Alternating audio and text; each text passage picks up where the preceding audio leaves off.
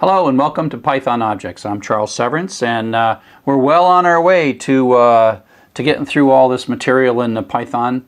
So this lecture is in a weird place. I even debated where to put it in the book. I don't really want to teach you how to write a lot of object-oriented programming, but we're going to start using objects, and I want to be able to use the terminology. And so as much as anything, this lecture is about terminology and understanding the words, things like methods and method signatures and variables and inheritance. And so think of this as a terminology lecture rather than a learn how to program or learn how to use this. It's not something you're going to figure out right away.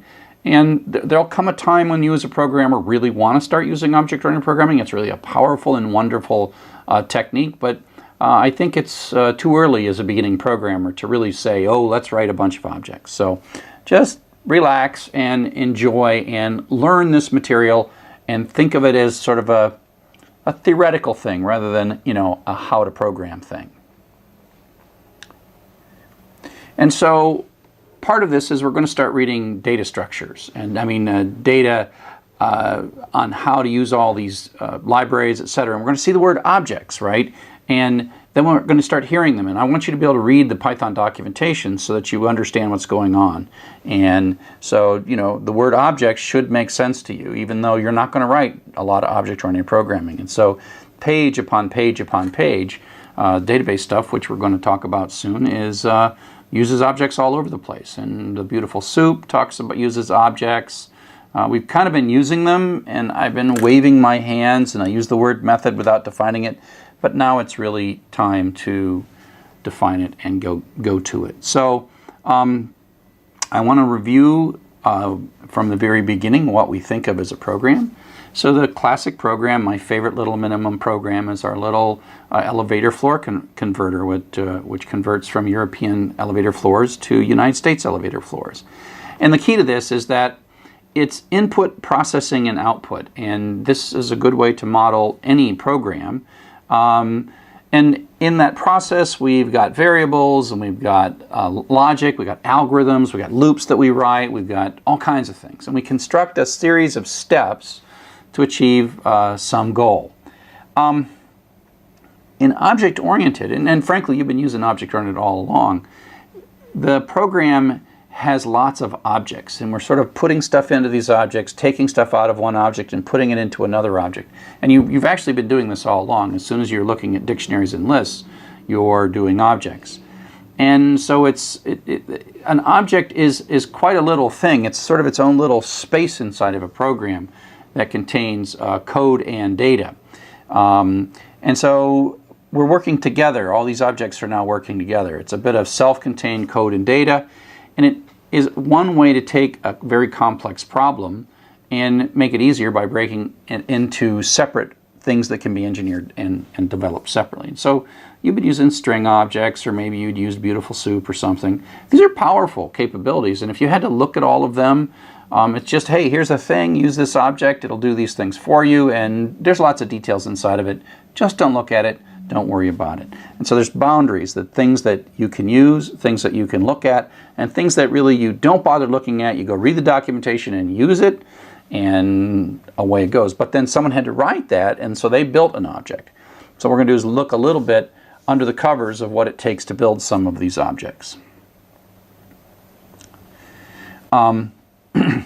And so if we think of this program that originally just sort of did processing, we can think of it as having some kind of an input, right, coming into our program. And we have a string object, a dictionary object, maybe eventually some objects like a database object or an object that we eventually define.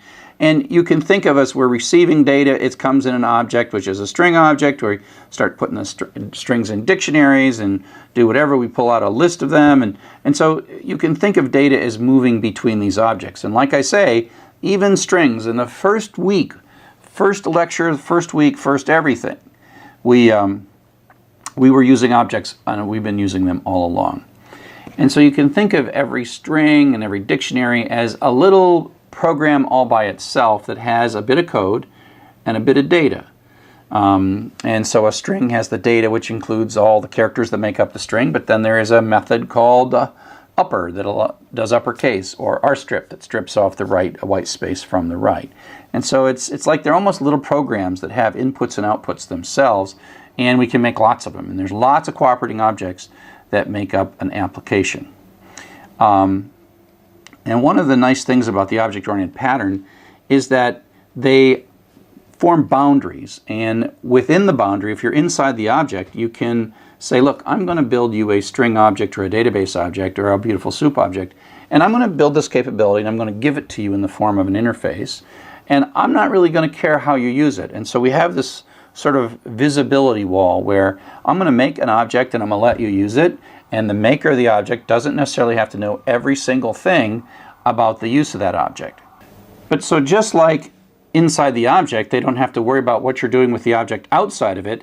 When you're outside the object, you don't have to worry about what's going on inside of it. We, as the user of the object, we talk to its interface and we get things from it and give things to it and use functionality within that object, but we don't have to look inside of this. We can just say, oh, it's a nice little magical thing. We read the documentation, we read a web page, and it told us to do this, this, and this, and away you go. And so it is sort of this isolation boundary that works both for the programmer who's writing the object and the programmer who's using the object. And so it's a very nice pattern, and so you'll see how we're going to build code and we're going to group it together, and then we're going to be using it sort of as a big a blob of stuff.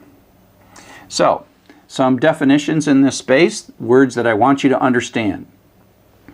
When we're going to create one of these things, one of these objects, instances, that has some data in it and some code in it, we have to be able to define the shape of this object. What code will each object have in it, and what data will each object have in it? And that's called a class. The key to a class, and this little picture that I've got up here in all these slides, is a key. The class is a template. It's not the thing itself. So it's a cookie cutter. It knows a lot about how cookies are made. And if you have cookie dough and you hit the thing, then you make as many cookies as you want. And so this nice little cookie picture is a great, mental model of how it works. The class is the template, and then the object are all of the cookies that are made from that template. But the template defines the shape and the nature of the class. So the code that we write is going of each of the objects. The code we write is the class code, and then later we say, oh, let's take that template and make ourselves an object or an instance. Now, as we're defining a class, we have two basic things that we put in the class, and there's a couple of different terminologies for this. One is method, which is code. It's like a function that lives inside of a class. Not a function that lives inside your program, but one that lives inside of a class. And so this is a scoping thing.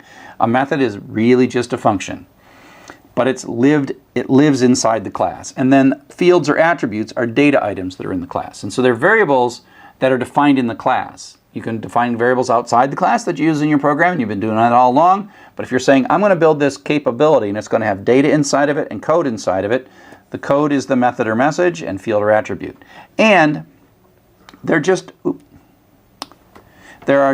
two different sets of terminology.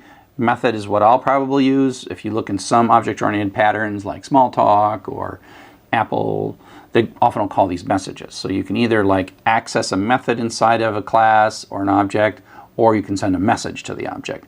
The same is true for field and attribute. It's just a chunk of data that's in the object that you may or may not have the right to access.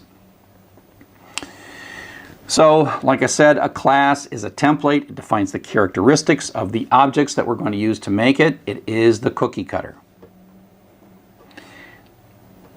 So, dog is sort of the exemplar. Lassie is a particular dog, and so dog has fur, and dog barks, and dogs do all these things, and so we know something about dogs, but it doesn't mean we have a dog, right? The class is a more abstract concept that when it's time to get a dog, we know certain things about dogs. Instances, or objects, are once we say, oh, time to make a cookie from the template, time to get a dog, we know something about dogs. That's the creation of an object, and that we call them instances, instance of a class. So the class is it doesn't exist, but we say make me a new object using this class as its template. Oh, and now make me another one. And so we can have many, many objects from one class. So just like many cookies from one cookie cutter. Method is a bit of code that lives inside of an object. It's like a function, but it's scoped to within the object or within the class. Okay, so that kind of gets us started on some of the terminology, and we'll come back and we'll take a look at how we write code that's object-oriented.